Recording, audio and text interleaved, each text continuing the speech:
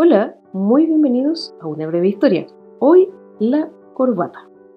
La corbata es una prenda de vestir que sirve como complemento de la camisa, que consiste en una tira generalmente hecha de seda u otro material que se anuda o enlaza alrededor del cuello, dejando caer sus extremos con fines estéticos. Es por lo general de uso masculino. Veamos algunos antecedentes de esta prenda. Según algunos, el origen de esta estaría en Roma, porque según estas versiones, los legionarios romanos utilizaron el focale a modo de bufanda que enrollaban al cuello y que dejaban caer a través de su cuerpo. Pero se dice que en realidad no tiene tanto fundamento porque en general en la norma en Roma era ir con el cuello descubierto. En cuanto al término, en castellano existe la palabra corbata de 1704 del italiano, que a su vez viene de otras voces, también del francés, pero lo que están la mayoría de acuerdo es que deriva de un término asociado a croata. ¿Por qué? Porque su origen es militar, el de los mercenarios croatas. Es decir, que esta prenda de vestir tan famosa fue creada en Croacia. Su historia comienza más o menos así. Corría el siglo XVII cuando Francia necesitaba de soldados croatas para apoyar a Luis XIII y a Richelieu en la Guerra Franco-Española. Precisamente en el año 1668, un regimiento de mercenarios croatas al servicio de Austria se exhibió en Francia con pañuelos de lino y muselina alrededor del cuello. Unos 6.000 soldados fueron los que acudieron a esta cita. Según la tradición oral, las niñas y las mujeres que a menudo acompañaban a los jóvenes y maridos a la guerra les daban pañuelos, una especie de recuerdo de consuelo para las situaciones peligrosas. Era el signo de que estaban en sus pensamientos y en sus rezos. Al llevar este pañuelo, el hombre mostraba que apreciaba mucho a su elegida, caracterizada como alguien de su corazón. Hay varias canciones y tradiciones orales del pueblo croata que reflejan esta costumbre, de manera que la corbata se convirtió en una parte integral del traje tradicional de los croatas que viven fuera de su país. La croata, de los croatas, le gustó mucho a los franceses, que la adoptaron y la llamaron cravate, y luego la difundieron en todo el mundo. Hacia final del siglo XVII se impuso la costumbre de anudar suavemente la corbata al cuello con las dos extremidades enhebradas en un ojal de la chaqueta o fijadas con un broche.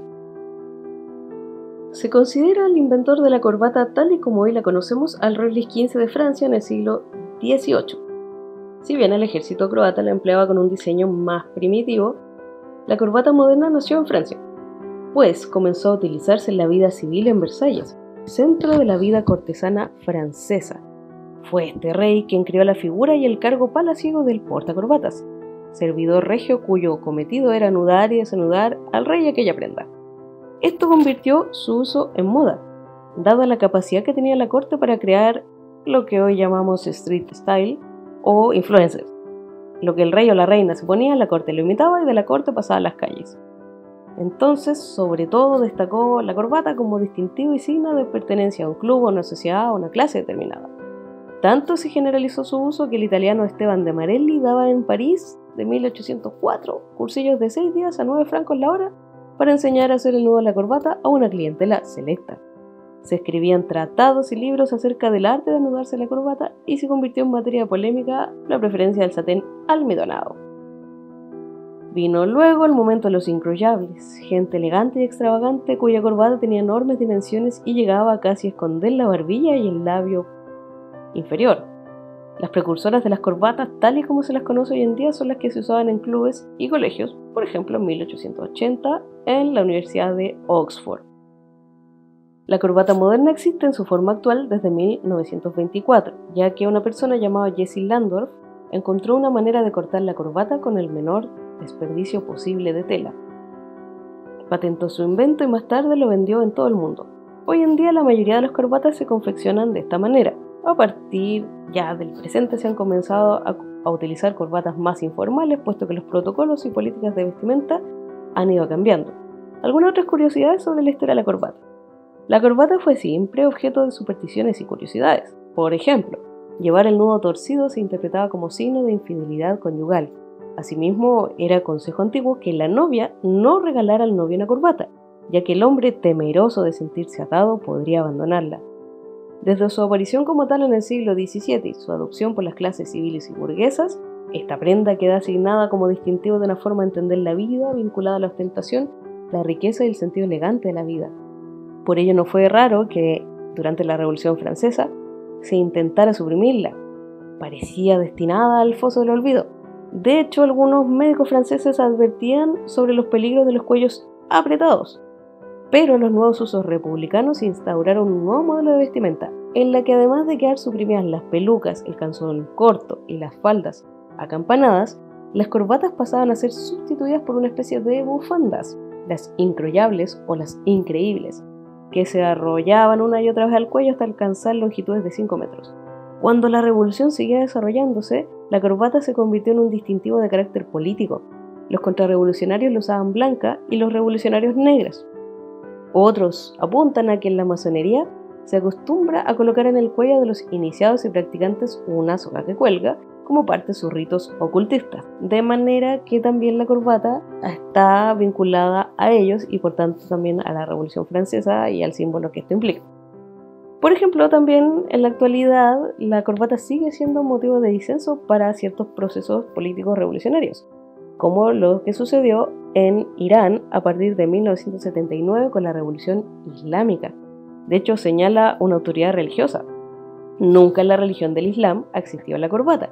Es una prenda de la cultura occidental, de la cultura decadente occidental. No es digno que una persona musulmana fiel y revolucionaria se ponga corbata, porque es una prenda extranjera y no islámica. Y así, entonces, este clérigo prohíbe su uso. Pero esta idea de su importación de Occidente es rebatida por muchos, ya que algunas teorías apuntan a que fueron llevadas a Europa por comerciantes croatas desde Irán en la época del Imperio Sasánida, antes de la conquista islámica de Persia. Así pues, vemos que sigue siendo tema, aún más en la iglesia. Ante esto nos planteamos algunas preguntas, comenzando con el conocido autor y bloguero Will Graham, quien se pregunta: ¿me pongo corbata este domingo? Él señala: el púlpito es un lugar sagrado. No obstante, el heraldo de Dios necesita hacer algo más que predicar. Es necesario que viva la vida cristiana y que ponga por obra el mandamiento más importante, el de amar. Como predicadora itinerante estoy bien acostumbrado a ministrar en iglesias y denominaciones diferentes. Esto implica moverme en culturas eclesiales distintas. Así que, ¿me pongo corbata este domingo? Si quieren que me ponga corbata, sí, me la pondré. Y si no quieren que me ponga corbata, no la pondré. Así de sencillo. Me conformo a la cultura de cada iglesia. Así que, si quieren que te pongas corbata, póntela. Si quieres que te quites la barba, quítala. Si quieren que te pongas o te quites cualquier otra cosa, hazlo por el amor del Señor. Otro autor reflexiona: se debe tener en cuenta un asunto dentro del tema pentecostal y las corbatas y faldas, y es la clase social del pentecostal y su época. Como sabemos, este fue un movimiento organizado por gente del siglo XX, marginal en extremo, pobres borrachos que ahogaban su miseria en alcohol, que estaban tirados en la calle, harapientos o que eran mineros de ropas sucias, o gente que trabajaba en la tierra. En la época del desarrollo del pentecostalismo, la gente decente, la que iba a los eventos sociales, al estadio, al cine, al teatro, la gente no marginal, usaba habitualmente esta ropa. Ese, creo, es el contexto de esa ropa, pero hoy significa lo mismo que lo que significó por no pocas décadas del siglo XX. Al parecer, no. La ropa formal no parece ser sinónimo necesario de decencia. La decencia no tiene como requisito la corbata. Hoy la usan oficinistas estresados, cobranzas, abogados y políticos, pero no necesariamente los buenos ciudadanos. Ambas posturas parecieran contradecirse o al menos no traer claridad al tema de la formalidad y sus símbolos. Entonces tomemos en cuenta la reflexión de otro autor. Vivimos en una sociedad narcisista, amante del cuerpo y de la vanidad física, y es evidente que esa cultura nos afecta a todos nosotros, por lo que tendemos a valorar a nuestros hermanos por esa regla, determinando así su estatus espiritual. Me preocupa que si el predicador no hace su trabajo con terno y corbata, algunos cristianos lleguen a pensar que no es digno de ser escuchado. Me causaría mucha indignación si es que llegáramos a demandar del siervo de Dios que use corbata para estar a la altura de su ministerio o llamado. De igual manera, hay una tentación, principalmente entre los jóvenes, en desechar la sabiduría de hombres piadosos debido a que su vestimenta es más formal y sobria de la que están acostumbrados. Si hiciéramos un análisis acerca de cómo vestían los hombres y mujeres de Dios en la Biblia, ¿con qué nos encontraríamos? Es cierto que algunos vestían muy formalmente de gala, como los reyes y quizá los patriarcas. Pero también estaban muy formalmente vestidos los miembros de la realeza pagana y los miembros del Sanedrín, los escribas y fariseos, que tenían su corazón muy lejos de Dios. Por otro lado, sin estar a la altura ni de traje y corbata, tenemos a Elías y Juan el Bautista, que estaban cubiertos de piel de camello, o a los apóstoles, muchos de ellos pescadores, pobres y provincianos. Muchos de los héroes de la fe en Hebreos fueron apedreados, aserrados, puestos a prueba, muertos a filo de espada, anduvieron de acá para allá cubiertos de pieles de ovejas y de cabras, pobres, angustiados y maltratados. ¿Qué podemos decir de la reacción de los chinos a finales del siglo XIX cuando el joven Hudson Taylor se quitó de encima su atuendo formal, por lo menos lo que los ingleses llamaban formal, y decidió dejarse crecer el cabello y adoptar la vestimenta china? ¿Qué es lo que consiguió? Los nativos se sintieron honrados y reconocieron a Hudson Taylor como uno de ellos. Y finaliza este autor: no quisiera que piensen que estoy en contra de la formalidad del traje y corbata, tampoco la favorezco. Lo que sí me preocupa es que queremos imitar al mundo y sus prioridades. El mundo demanda que los abogados, doctores y profesionales se vistan con un atuendo determinado. ¿Pero qué de los siervos de Dios? Es sorprendente que Pablo no le haya dicho a Timoteo absolutamente nada acerca de la apariencia como algo en que basar su credibilidad delante de los demás. Por el contrario, le dice que lo que realmente es importante es que sea ejemplo de los creyentes en palabra, conducta, amor, espíritu, fe y pureza. El objetivo de esta reflexión no es de ninguna manera abrir la puerta a ningún tipo de libertinaje que le falte el respeto a la dignidad del ministerio cristiano.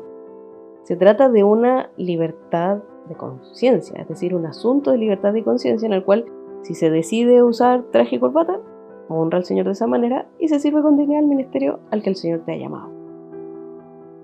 Ahí cerramos entonces el aporte de este autor.